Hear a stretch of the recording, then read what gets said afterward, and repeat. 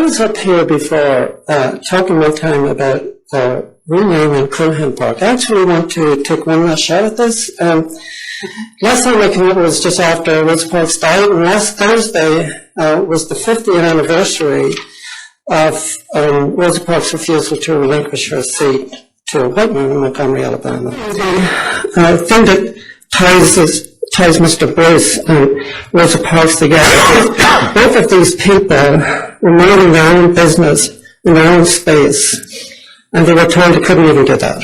So, anyway, I hope you reconsider this. And with respect to Culiacan Park and the idea of renaming it, I know that we decided not to agendize it before because we had recently addressed it, although I'll just say that the more I think about it, all the names that came to us had no particular relevance to anything, and so we left it as Culiacan Park.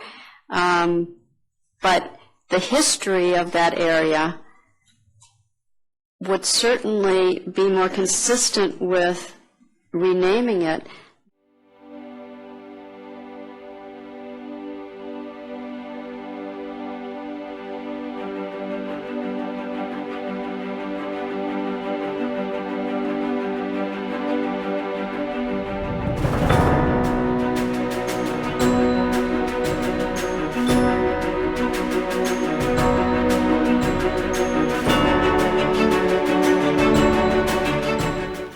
Hello, everyone. My name is Allison Jefferson, and I am a master's degree candidate at USC, and I am presently studying leisure and recreation spaces. I think you all have something from me. Taking action to rename the park in discussion, which is one of the unique cultural heritage sites in Manhattan Beach after its original establishment, Bruce's Beach, is a fabulous way to make the public more aware of the accomplishments of California citizens and of events less familiar to many.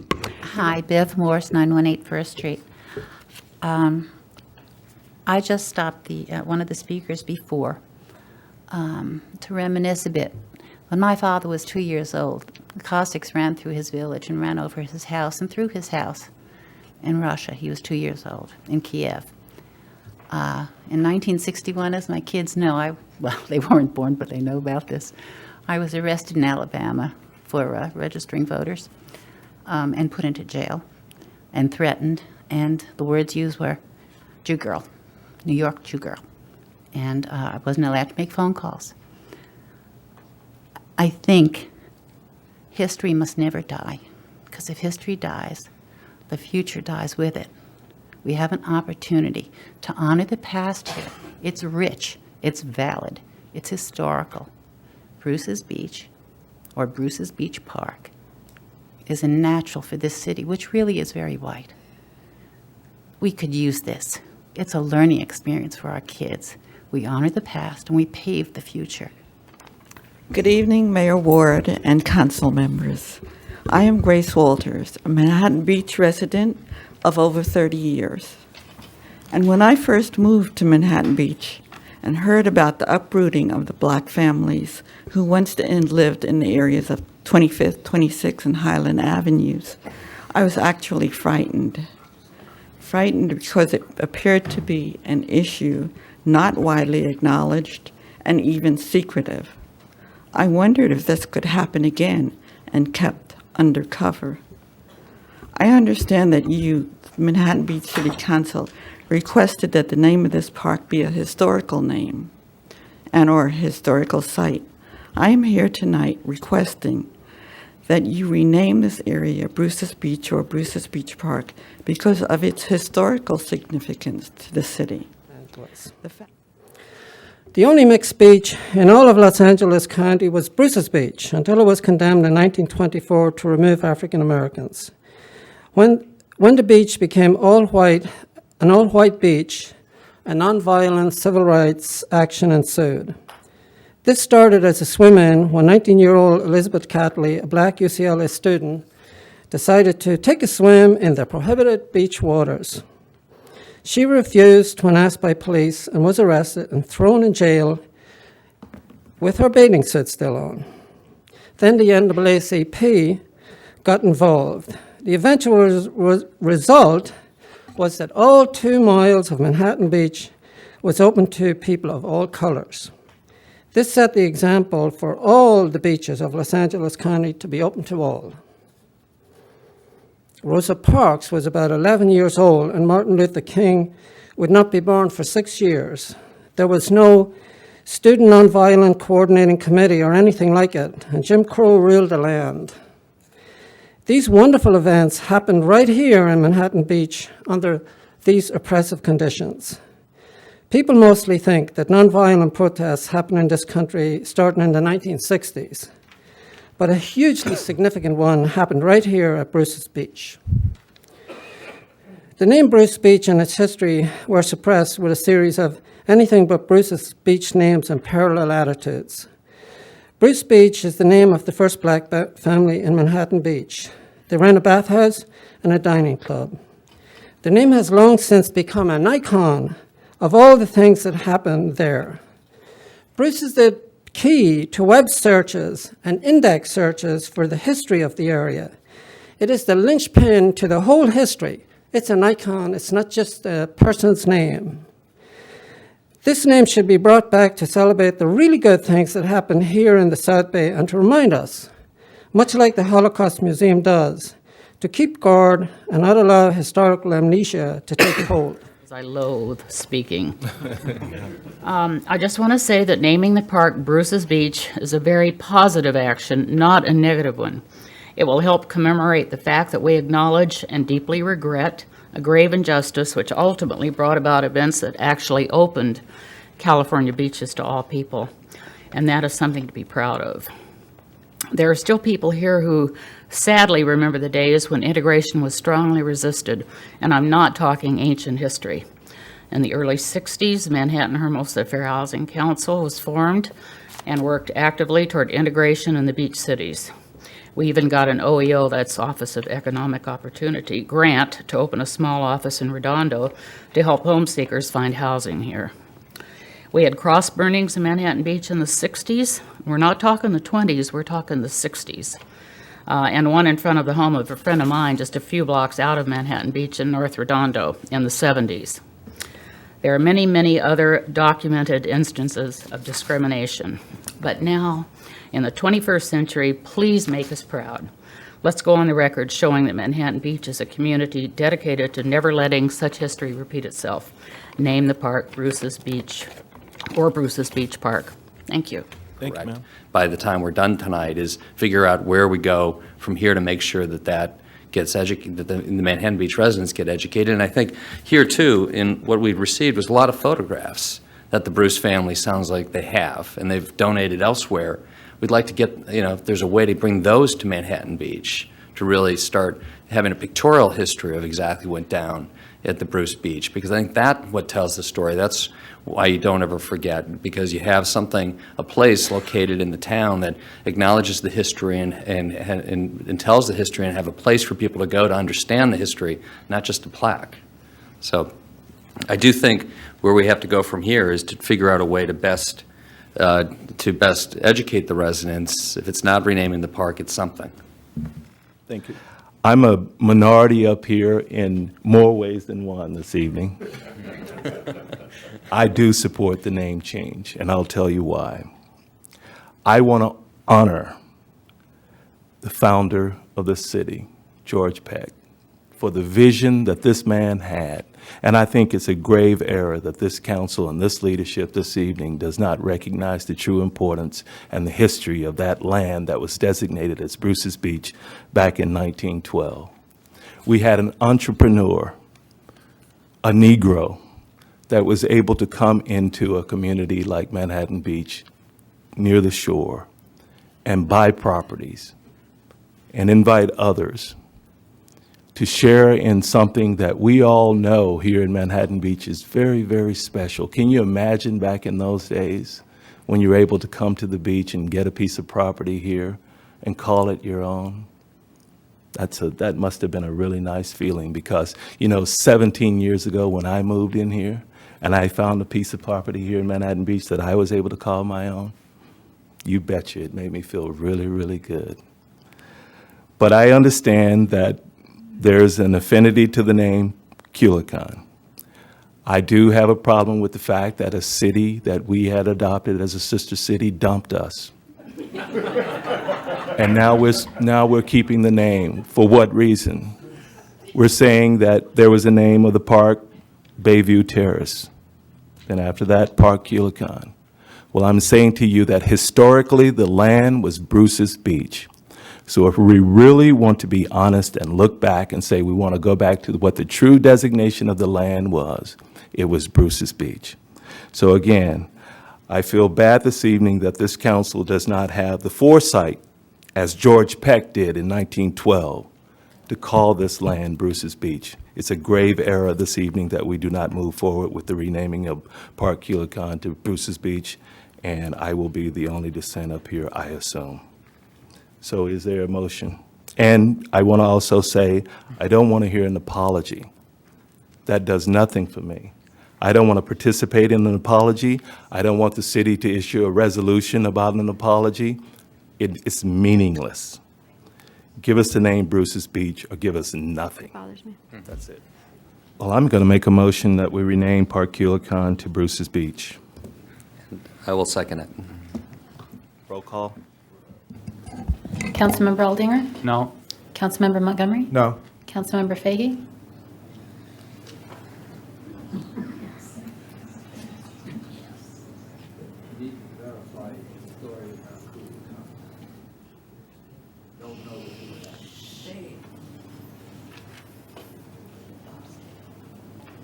I still believe that a tribute to our heroes is appropriate and that education is appropriate. So I truly believe that.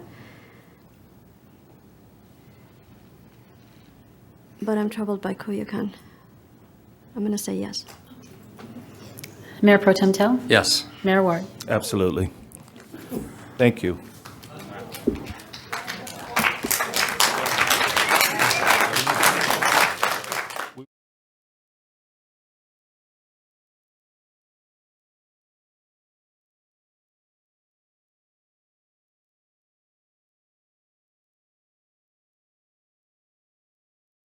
Okay, and then you have three sentences after the, three short paragraphs after the first one here. The land was referred to as City Park, and Bruce Front Park, and Bayview Terrace, and, you know, every one of these things is, you know, if you read it, it's like a dodge. You know, it's history, but it's not really significant history. The people who have something to do about this, it was never passed by them. I don't know who made this up. And from my point of view, the most significant thing about this whole area was the nonviolent civil rights action that resulted in freeing the beaches. It is such a thing to be proud of. And it's not here. Not a word of it. These people got chased out and they said, you know, we're used to swimming here, we're going swimming here. And then in comes this UCLA student, she swims. And then, you know, relative of Nat King Cole, she says, and I'm swimming. And then the ACLU, and they all protested this thing, and it resulted in the beaches being opened up. It's a phenomenal thing. About 40 years before most of us think about any civil rights actions, and it happened right here. Such a moment to be proud of. And if you believe, you know, that we're all one, you should be proud of this, because this was for people. So this thing here just doesn't cut it, folks. And I think you need to get people in here who got a taste and a feel for history. You don't have to put ugly things. I'm not asking you to put in black marks about Manhattan Beach, but the good points you should at least put in. Thank you, Patrick. On the plaque. As far as trying to include all of the historical information on the plaque, I don't find it necessary. I still go back to the time that I went to a place, Wounded Knee, and I saw a very small plaque. And it didn't say very much about what happened that day, but it said a couple of lines that really touched my heart and gave me some information about, just a little bit information about the history of that site. And I think that's what this plaque does here. It's not something to try to give you all of the historical information about Bruce's Beach, but I think it's a wonderful start to get people to think about what used to be there. So I support this, and I think the council spent a lot of time on the language that we see before us. And yes, this is a subset of what we initially started with, but I approve of what we have here. George Peck was the only one along the coast that allowed this to happen. That's why it's historical, and that's what makes it so special, and I don't see that here. And I think that has to be said. It doesn't have to be long. I think that's much more important, frankly, than City Park, Beachfront Park, and Bayview Terrace. I don't know why that matters. But if we want to keep that, it seems to me that we should say George Peck developed this as the only beachfront property that was open to African-American Angelenos.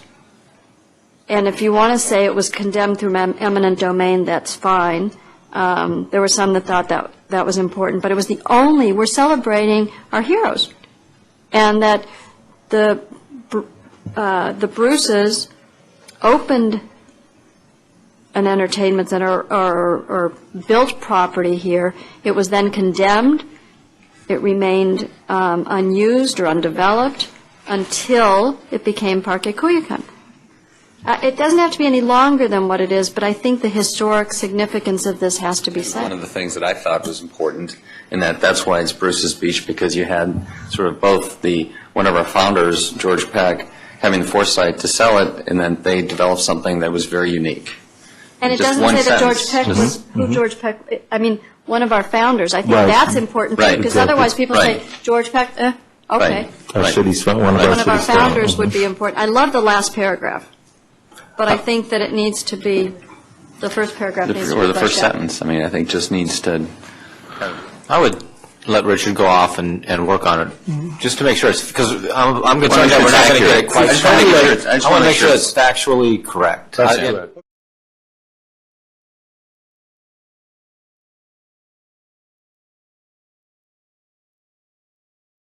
Actually, tonight, at like 6 o'clock, I got an email from the Center for Law, what is it called? Center for Law and the Public Interest, and they finally got a look at this wording, and they weren't really pleased with it. They sent a suggestion, which I have here, and I'll send it to you, and I would like you to consider, I only seen this wording a few days ago, and in that time, I talked to some of the people who know about these things, who spend their life doing these things, and they're in disagreement. The wording actually may be correct for all I know, but I do believe that there's no rush in this. You should actually let the experts consult on this thing and come to an agreement on what suitable wording is. And we're only talking about a couple of sentences. And so that's that. And when I got that wording, I also got something else which sort of blew me away.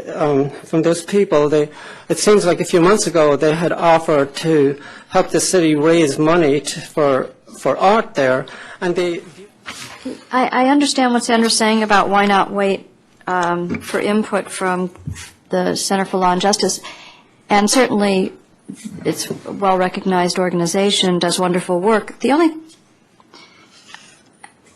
I think that the experts on this are the residents. It's not, we don't need an expertise. We're just trying to commemorate a park and reflect an experience in some way. I'm not opposed to putting it over for 2 weeks if there's something erroneous in what we're saying, but I'm not aware of what it is that they say is erroneous. So I don't, if I had something more specific, the I would language understand.